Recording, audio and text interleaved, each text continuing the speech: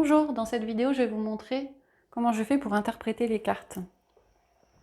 Alors là, j'ai choisi un tirage en croix et j'ai utilisé un jeu de tarot, celui-là. Donc quand on tire les cartes, il y a deux choses. Il y a les cartes qui donnent une certaine signification, elles ont une signification propre. Et puis après, la magie, c'est qu'il y a cette interprétation, les ressentis, les intuitions qu'on a quand on lit les cartes qui donnent un complément d'information. Donc ce que je fais, c'est que souvent je laisse tomber les cartes, sauf si la personne est en face de moi, je lui propose de choisir, mais sinon je laisse tomber les cartes. Et puis je regarde après comment je perçois les choses.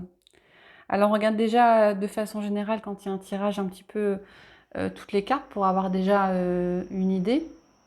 Et là par exemple, on a 4 cartes de coupe. Et les coupes, c'est le domaine des émotions. C'est l'équivalent du cœur dans les un tarot classique ou un jeu de cartes classique. Donc on est là dans un jeu qui est essentiellement tourné vers l'émotion, voire peut-être même le relationnel et le sentimental. Parce qu'en plus, on a ce qu'on appelle le dos de deck, donc l'arrière du paquet, qui est également une carte de coupe. Et à côté, on a une majeure. Donc les cartes, les arcanes majeures, ce sont les cartes numérotées du tarot et généralement elles ont un point un peu plus important que les autres cartes. En tout cas, une fonction ou un message un petit peu plus fort. Alors en carte centrale, c'est le message principal. Là, on a le page de coupe. Alors le page de coupe, c'est de la nouveauté au niveau émotionnel. Là, on voit la personne qui rayonne au niveau du cœur. Et moi, ce que j'ai comme...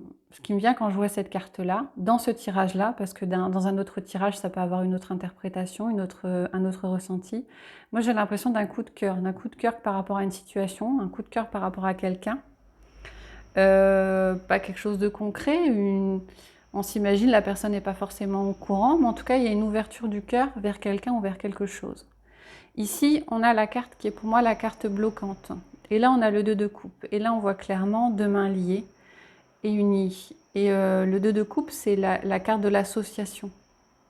Et là, l'impression que j'ai, c'est que, ok, il y a un coup de cœur, mais la personne qui a un coup de cœur, elle n'est peut-être pas totalement libre. Elle est peut-être liée déjà à quelqu'un. Alors, si c'est dans le domaine relationnel, bah, elle est peut-être en couple. Si c'est dans un domaine professionnel, même si ce n'est pas l'impression que j'ai sur ce tirage-là, elle est peut-être liée.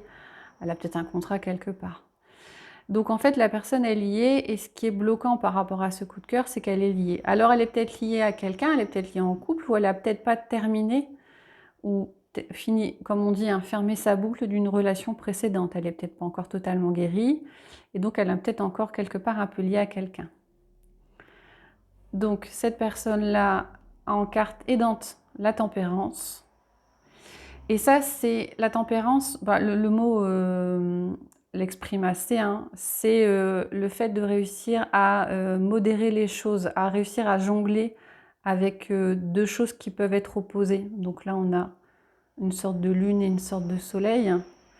Donc là, ça voudrait dire que la personne, ok, elle a un coup de cœur, mais dans son comportement, elle sait ne pas trop prendre les choses trop vite et prendre du recul par rapport à certaines choses, par rapport à la situation, et pas trop se laisser emballer. Et en haut et en bas, on a les cartes conseils. Et là, à nouveau, on a des coupes, on a la reine de coupe et on a le roi de coupe. La première carte conseil, la reine de coupe, là, elle dirait plutôt, c'est la reine de l'intuition. Et par rapport à cette situation-là, par rapport à ce coup de cœur, par rapport à ce qui bloque et par rapport à ce qui aide, le message serait de dire aie confiance en ton intuition, écoute ta petite voix intérieure qui te guide et qui va t'aider à prendre une décision, à aller plus loin ou à ne pas aller plus loin. Et c'est renforcé par le roi de coupe. Le roi de coupe, c'est un peu la même énergie là pour moi que la carte de la tempérance. Le roi de coupe, c'est l'intelligence émotionnelle.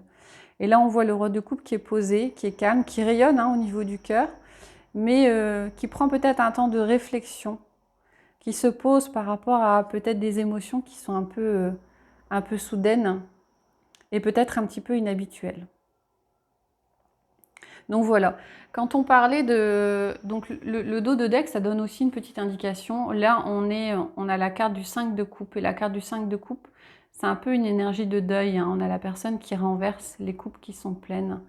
Et je pense que moi, c'est en lien avec cette idée du 2 de coupe, dans le sens où cette personne qui a un coup de cœur est peut-être pas liée à quelqu'un, mais elle n'a peut-être pas encore terminé une histoire parce qu'elle a encore cette énergie de deuil qui est présente et dont elle n'a pas encore réussi à faire partir. Donc je pense qu'il y a quelque chose à terminer avant de peut-être démarrer autre chose.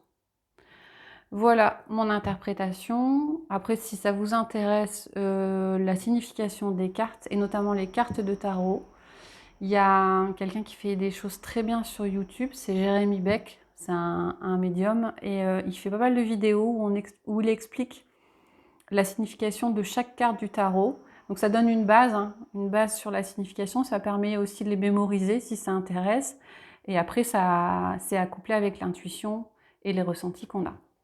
Voilà, bonne journée.